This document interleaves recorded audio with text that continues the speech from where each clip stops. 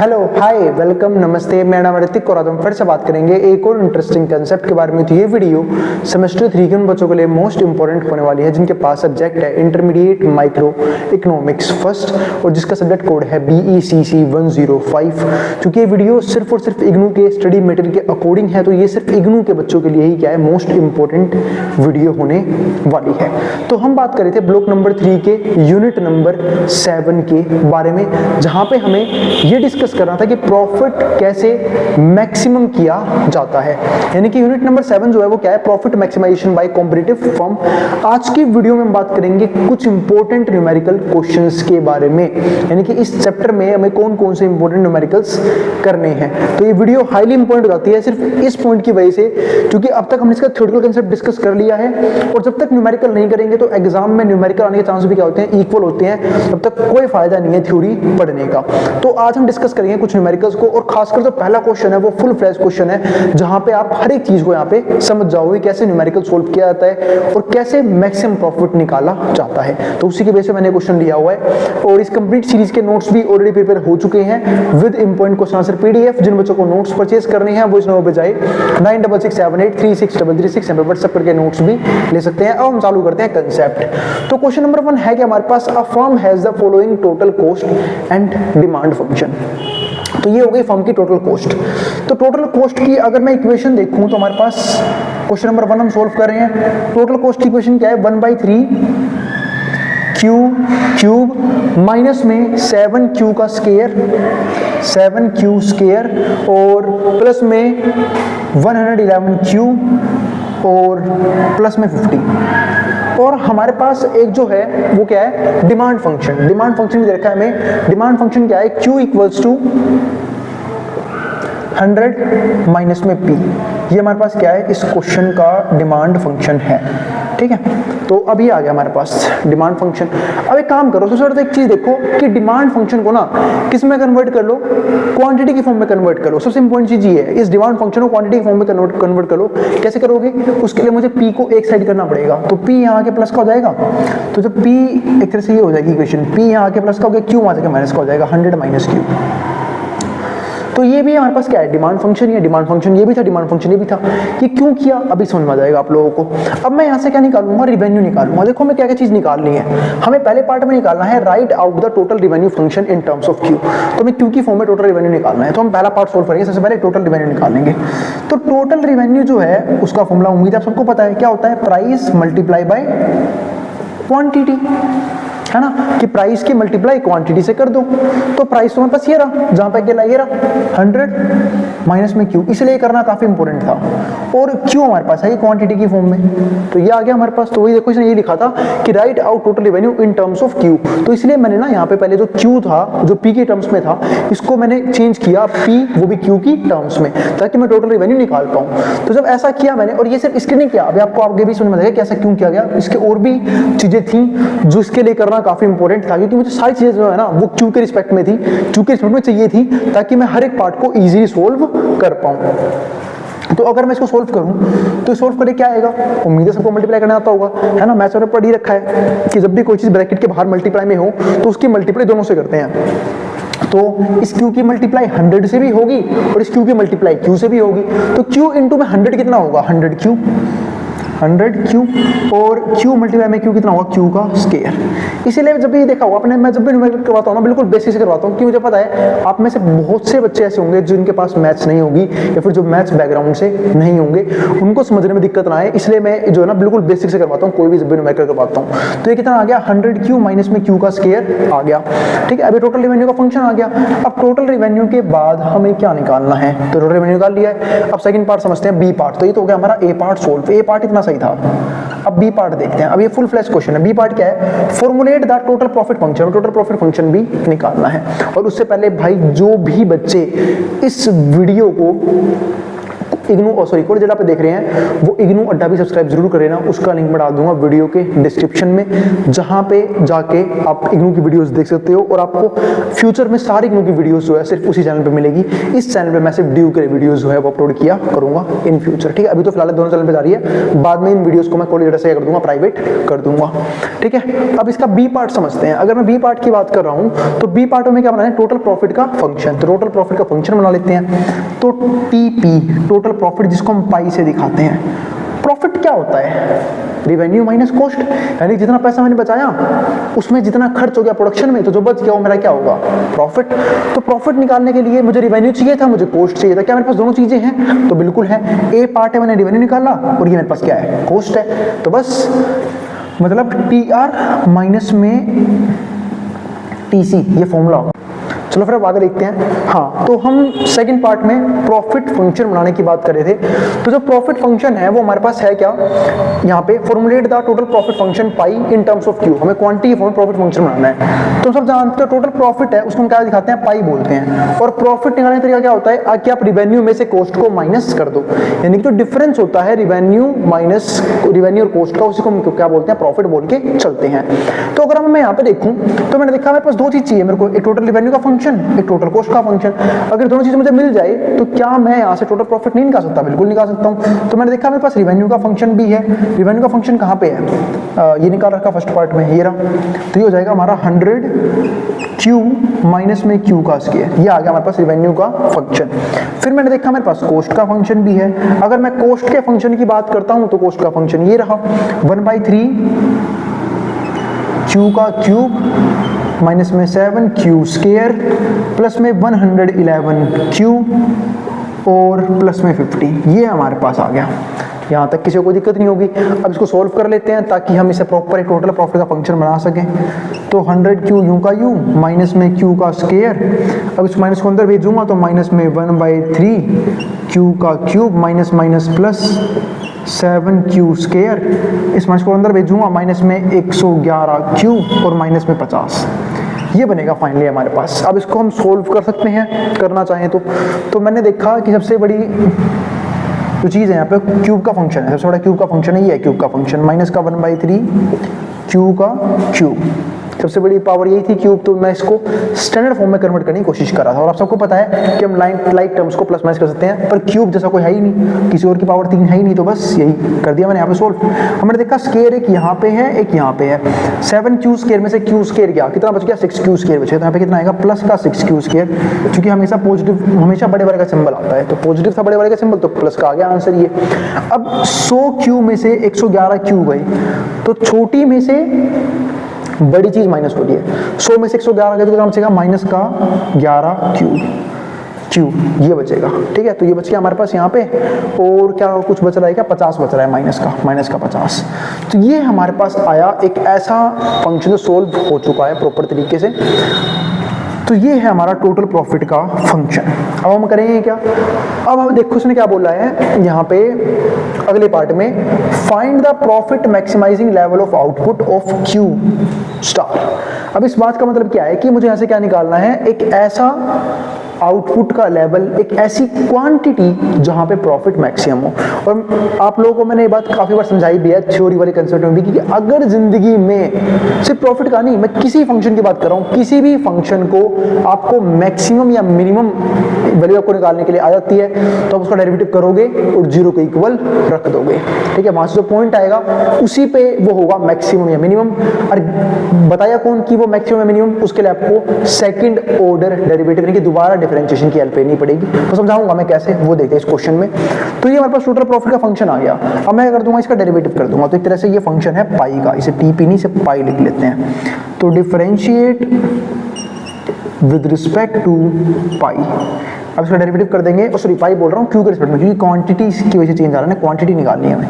तो यहाँ पे जो बनेगा वो क्या बनेगा, D pi by D Q. अब डेरिवेटिव करेंगे हम इसका, तो माइनस का 1/3 क्यूब का डेरिवेटिव करना है हमें, और जब भी एक कांस्टेंट मल्टीप्लाई में हो डेरिवेटिव करते वक्त वो यू का भी रहता है, मल्टीप्लाई में ही हम डेरिवेटिव करेंगे सिर्फ x की पावर q की पावर 3 का। आपको बता रहा हूँ मैं एक चीज कि जिंदगी में अगर कभी भी आपको पास x की पावर n का डेरिवेटिव करना आ जाए तो सब कैसे करोगे, तो उस x की पावर n से n उतर के नीचे आएगा, ऊपर एक पावर कम हो जाएगी, n x की power n minus 1। Same concept same चीज आप यहाँ पे अप्लाई कर दोगे। तो जो एक q की पावर 3 है, इस 3 से ये 3 उतर के नीचे आएगा, ऊपर एक पावर कम हो जाएगी। अगर मैं इस 6q स्क्वायर की बात कर रहा हूँ तो ये 6 क्या है हमारे पास कांस्टेंट, और जब भी कांस्टेंट मल्टीप्लाई में हो यूं रहता है। q स्क्वायर का अगर आपको डेरिवेटिव करना है फिर से भाई 2 उतर के नीचे आएगा, उस वाले फॉर्मूले से ऊपर एक पावर कम हो जाएगी, तो 2q। और कांस्टेंट मल्टीप्लाई में 11 यूं का यूं, q का डेरिवेटिव 1 होता है जैसे x का डेरिवेटिव 1 होता है, और 50 का 0 कांस्टेंट है, तो ये आ गया हमारे पास 3 से 3 कट गया, ये बच गया माइनस में q स्क्वायर, 6 2 12q और माइनस में 11। ये आया है हमारे पास फंक्शन। अब एक काम करते हैं, जो भी हमारे पास डेरिवेटिव आया है उसको 0 के इक्वल रख लेते हैं। तो इस बात का मतलब ये है कि मैं इसको 0 के इक्वल रखूंगा, तो माइनस में q स्क्वायर प्लस में 12q माइनस में 11 इज इक्वल टू 0। यहाँ से माइनस कॉमन ले लेते हैं, माइनस कॉमन लूंगा तो माइनस कॉमन लेते ही आपको पता है सबके सिंबल बदल जाएंगे। q स्क्वायर पॉजिटिव हो गया, ये नेगेटिव हो गया और ये पॉजिटिव हो गया, इक्वल टू 0, ये माइनस वहाँ जाके खत्म हो गया। अब बात रह गई कि मुझे ये वाला पार्ट सोल्व करना है, q स्क्वायर माइनस का 12q प्लस में 11। अब बात इसको सोल्व कैसे करेंगे, इसके लिए हम एक मेथड यूज करेंगे जो आप लोगों ने अपने बचपन में पढ़ा था। वो क्या था, मिडिल टर्म स्प्लिट, कि दो नंबरों को ऐसे प्लस माइनस करना है कि वापस तो ये आ जाए, और उन दो नंबरों की मल्टीप्लाई इन दोनों की मल्टीप्लाई के इक्वल होना चाहिए। तो यानी कि 11 और 1 इसके फैक्टर बनेंगे, तो q स्क्वायर माइनस का 11q माइनस में q प्लस में 11 इक्वल्स टू 0, ये बनेंगे इसके फैक्टर। तो अगर मैं यहाँ से कॉमन लेना चाहूँ तो यहाँ से q कॉमन आ रहा है इन दोनों में से, तो q कॉमन लूंगा क्योंकि 11 और 1 12 भी होते हैं और 11 गुना में 11 भी हो जाएगा। इसको बोलते हैं मिडिल टर्म स्प्लिट करने का तरीका। q कॉमन लूंगा, q माइनस 11, बचपन में आप लोगों ने फैक्टराइज करने में सीखा होगा, बाकी देख लो कैसे कर रहा हूँ मैं, क्योंकि काफी इंपॉर्टेंट चीज थी। अभी तो है नहीं, 10 क्वेश्चन करवाने बैठ जाऊंगा मैं तो टॉपिक काफी लंबा हो जाएगा। यहाँ से माइनस कॉमन ले लूँ, -1 q माइनस में 11 इक्वल्स टू 0। तो अब यहाँ से हम q माइनस 11 कॉमन ले सकते हैं पूरे में से, तो q माइनस 11 कॉमन लिया क्योंकि दोनों सेम बनेंगे, और सेम नहीं बन रहे इसका मतलब क्या है कि आपने कहीं ना कहीं मिडिल टर्म स्प्लिट गलत किया है। तो q माइनस 11 इक्वल्स टू 0 और यहाँ पे q माइनस 1 इक्वल्स टू 0, तो दो ही केस बनेंगे। तो q की वैल्यू एक तो 11 आएगी या फिर q की वैल्यू 1 आएगी, तो ये दो वैल्यूज आएंगी क्योंकि 11 और 1। बात भैया हमें कैसे पता लगेगा किस पे मैक्सिमम है किस पे मिनिमम है, इसके लिए हमें काम करना पड़ेगा, हमें पूछना पड़ेगा सेकंड ऑर्डर डेरिवेटिव से। अगेन डिफरेंशिएट करना पड़ेगा। यार यहाँ तो प्लॉट ही खाली नहीं बचा, चलो यहीं पे कर देता हूँ, है ना, यहाँ पे कर देता हूँ अगेन डिफरेंशिएशन। बस 1 मिनट रुक जाओ, मुझे चेक कर लेने दो यहाँ पे, फिर देखते हैं। हाँ, अगेन डिफरेंशिएट कर लेते हैं यहाँ पे। अगेन डेरिवेटिव यानी कि इस फंक्शन का दोबारा से डेरिवेटिव, तो जो बनेगा वो बनेगा d2 पाई अपॉन में dq स्क्वायर। जब दोबारा डेरिवेटिव करूंगा इसका तो ये रहा फंक्शन, माइनस q स्क्वायर क्या करोगे, 2 उतर के नीचे आएगा, फिर से वही देखो माइनस मल्टीप्लाई में होगा ही रहेगा, ये वाला फॉर्मूला लगाऊंगा, 2 उतर के नीचे आया, ऊपर एक पावर कम हो गई। अब ऊपर पावर 1 लिखूं चाहे ना लिखूं, -2q और 12q का 12। अब आपको सीधा यूँ समझा देता हूँ, जब आप q की जगह 1 पुट करोगे तो -2 × 1 कितना होता है, -2 और प्लस 12 कितना होगा, 12 में 2 गया 10 आंसर आ गया, क्या पॉजिटिव आया। तो मैं कह सकता हूँ कि 1 पे क्या बनेगा, 1 बनेगा हमारा मिनिमा, 1 बनेगा हमारे इस क्वेश्चन का मिनिमा, क्योंकि 1 पे पॉजिटिव आ रहा है, और जब भी डबल डेरिवेटिव का आंसर पॉजिटिव आए उस पॉइंट पे तो हम क्या बोलते हैं, मिनिमा। अब 11 रखूंगा, 11 दूनी 22 में 12 गए, माइनस का 10 बचेगा, यानी कि इस पे क्या आ रहा है, नेगेटिव आंसर आया, तो ये 11 क्या हो जाएगा, मैक्सिमा। मतलब ये 11 पे जो फंक्शन है वो मैक्सिमम वैल्यू देगा, यानी कि उस बिजनेस को 11 क्वांटिटी प्रोड्यूस करनी चाहिए, क्योंकि ये वो आउटपुट लेवल है जहां पे उसका प्रॉफिट फंक्शन क्या होगा, मैक्सिमम होगा। वही चीज यहाँ पे है, तो वही देखो ये चीज हमें निकालनी थी, find the profit maximising level of output, हमने निकाल दिया, कितना आया, 11 आया। अब फोर्थ पॉइंट जो है, जो फोर्थ पार्ट है वो है what is the maximum profit. Maximum profit क्या है, उसके लिए हमें अपना प्लॉट करना पड़ेगा खाली। तो यहाँ तक जिसको जो उतारना है पहले यहाँ तक का उतार ले, ठीक है। फिर हम देखते हैं इसका नेक्स्ट पार्ट यानी कि डी पार्ट की मैक्सिमम प्रॉफिट कितना आएगा। तो मैक्सिमम प्रॉफिट के लिए करना क्या होगा, वैसे वो देख लेते हैं फटाफट। मैक्सिमम प्रॉफिट के लिए प्रॉफिट का फंक्शन हमारे पास ये था हमारे पास हमारा फाइनली प्रॉफिट का फंक्शन। इसमें वैल्यू पुट करनी पड़ेगी इस क्यू की 11, क्योंकि 11 पे मैक्सिमम वैल्यू आने वाली है, तो 11 को यहाँ पुट कर दूंगा तो मैक्सिमम प्रॉफिट मेरे पास क्या आ जाएगा, मौजूद हो जाएगा। पहले यहाँ तक का उतार लो, जिसको जो उतारना है, बस ये चीज़ मैं छोड़ दूंगा, बाकी सब ऊपर का इरेज कर देंगे फिर ताकि हम प्रॉफिट निकाल सके, ठीक है। उतार लो जिसको जो उतारना है, मैं हट रहा हूं बोर्ड के सामने से। चलो फिर अब हम आगे देखते हैं, आगे सोल्व करते हैं। तो जो प्रॉफिट का फंक्शन है वो ये था, माइनस का 1/3। फटाफट वैल्यू पुट करना चालू कर दो बस। q की पावर 3 है, यानी कि q कितना है 11 का क्यूब यहाँ पे आएगा, ठीक है। प्लस में 6q का स्क्वायर, q कितना है 11 का स्क्वायर, माइनस में 11 इंटू क्यू यानी कि 11 और माइनस 50। इसको सोल्व करते हैं आपके पास आपका मैक्सिमम प्रॉफिट मौजूद हो जाएगा। देख लेते हैं फटाफट, कैलकुलेशन तो करनी पड़ेगी थोड़ी बहुत। 11 क्यूब जिनको नहीं पता बताए तो 1331 होता है, शायद आप लोगों ने बचपन में याद किया होगा, वैसे टीचर करवाते थे है ना, मैं भी करवाता हूँ डंडे मार मार के याद, कम से कम 20 तक तो क्यूब याद होने चाहिए। तो ये हो गया हमारे पास 11 का स्क्वायर कितना होता है 121 इंटू 6, फटाफट मल्टीप्लाई करते हैं। 6 में 6 to 12 का 2, 1 ईयर कैरी, तो 6 और 726 ये आएगा इसका आंसर। 11 इंटू 11 121 और 50 यूँ का यूँ। अब पॉइंटों के बाद में देख लेंगे, पहले इनको प्लस माइनस कर लेते हैं। जब मैं इनको प्लस माइनस करने लग गया तो पहले ये देखते हैं, तो ये कटेगा 12 आएगा 4 पे, है ना, पॉइंटों पर डिवाइड करना है। तो 12 आएगा 4 पे, एक रहेगा कैरी, 12 आएगा 4 पे, फिर एक रहेगा 11, 9 आएगा 3 पे, 2 रहेगा 0 लूँगा पॉइंट लगा दिया, 18 आएगा 6 पे। तो यही कुछ वैल्यू आएगी। अरे जिनको ये समझ नहीं आया ना, अरे भाई तुम लोग यार अभी तक बच्चे ही रह गए, वो तुम यूँ कर लेना 1331, ठीक है, डिवाइड बाई 3 यूँ कर लेना। वही बात मैंने यहाँ पे लिखी थी कि 12 आएगा 4 पे, फिर क्योंकि 13 से कम 3 के पहाड़े 12, और उम्मीद है डिवाइड करना तो सबको आता ही है, ठीक है। 12 आएगा 4 पे, एक रह गया, फिर 13, फिर 12 आएगा 4 पे, फिर एक रह गया, ठीक है, फिर ये 11 बन जाएगा, 9 आएगा 3 पे, ठीक है, तो 9 आएगा, 2 बच गया रिमाइंडर, 0 लूँगा तो पॉइंट लग गया, उससे कम 18 आएगा 6 पे। इस तरीके से किया मैंने वो डिवाइड, तो बस वही सिंपल तरीका था, बस मैंने ऐसे कर दिया। अब क्या वो बच्चों वाले तरीके से करेंगे डिवाइड हम। अब ये आ गया हमारा 726 माइनस 121 और माइनस 50। एक काम करते हैं, पहले प्लस वाला देख लेते हैं, प्लस वाला एक ही है 726। अब माइनस वालों को ऐड कर लेते हैं फटाफट, माइनस वाले, क्योंकि माइनस माइनस से क्या होते हैं प्लस होते हैं, तो माइनस वालों को ऐड कर लेते हैं। तो मैं एक बात तो समझ गया कि 0.6 तो रहने देता हूँ पीछे, 0.6 रहने दिया। अब इनको ऐड कर लेता हूँ, एक तो 443, 121 और ये 50, तीनों नेगेटिव थे, तो तीनों कितने हो गए 4, 5 और 2 7, 7 और 4 11 का एक ये ना 4 और 1 5 और 6 614 614.6। अब इसको माइनस कर लेते हैं बस, तो 0 लूँगा, कैरी दूँगा, तो इसमें से आ गया 0.4, यहाँ पर रह गया 5, 5 में से आ गया 1, यहाँ रह गया 2 अभी भी, ठीक है, तो 2 में से 1 गया 1, 7 में से आ गया 1, 111.4। ये बनेगा मैक्सिमम प्रॉफिट, यानी कि हमारे डी पार्ट का आंसर। उम्मीद है आपको एक फुल फ्लैज क्वेश्चन समझ में आ गया है, और आपको एग्जाम में ये क्वेश्चन इसी तरीके से करके आना है जैसे मैंने समझाया है, ठीक है। तो काफ़ी इंपॉर्टेंट क्वेश्चन था, और अगर ऐसे क्वेश्चन मेरे को और भी दिखे, कुछ अच्छे क्वेश्चन जो प्रीवियस ईयर में आए होंगे, वो हम इस सीरीज के आखिरी में देख लेंगे। अब एक क्वेश्चन हो रहा है सेकंड, थर्ड तो आप होमवर्क में कर लेना क्योंकि वीडियो काफी लेंथी हो जाएगी वरना। यहाँ देखते हैं सेकंड पार्ट में समझते हैं। A firm's demand function for a good is given by P बराबर 300 माइनस 2Q। अब ये जो प्राइस है वो है 300 minus 2Q, where P stands for the price and Q stand for the quantity. ये डिमांड फंक्शन है ना, हाँ डिमांड फंक्शन है। Whereas its total cost function is given by this derive the profit function. तो ये demand function है price की form में।